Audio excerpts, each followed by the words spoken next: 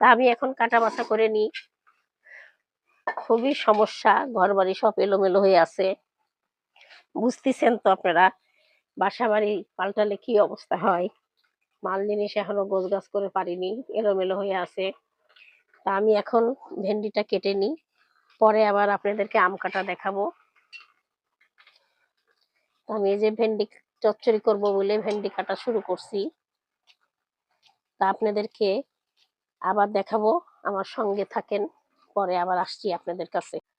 তা ভাই বোনেরা দেখেন ভেন্ডি সব কাটা হয়ে গেল, ভেন্ডি রান্না করব। ভাই বোনেরা আমি এখন ভেন্ডিটা রান্না করছি, দিয়ে দিলাম মরিচের গুঁড়া,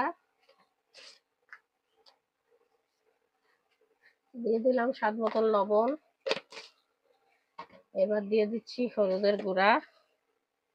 ভেন্ডি চচ্চড়ি করব, আদা রসুন বাটাটা এখনো হয়নি, আমি এখন সয়াবিন তেল দিয়ে দিই একটু।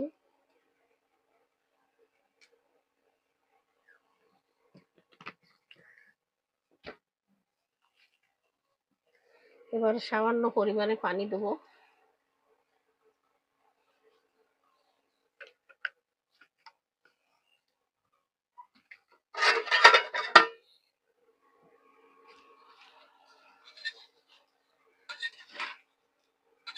আমি সব একবারে দিয়ে চড়াই দিলাম, একবারে মাখাই দিয়ে চড়াই দিচ্ছি।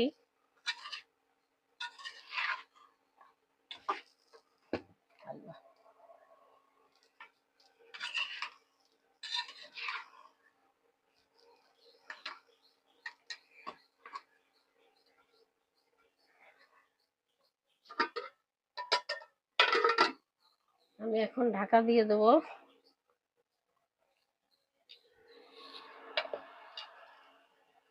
পরে আবার আসছি আপনাদের কাছে। ভাই বোনেরা এই যে আমার ভেন্ডি চচ্চড়ি হয়ে গেছে, এই যে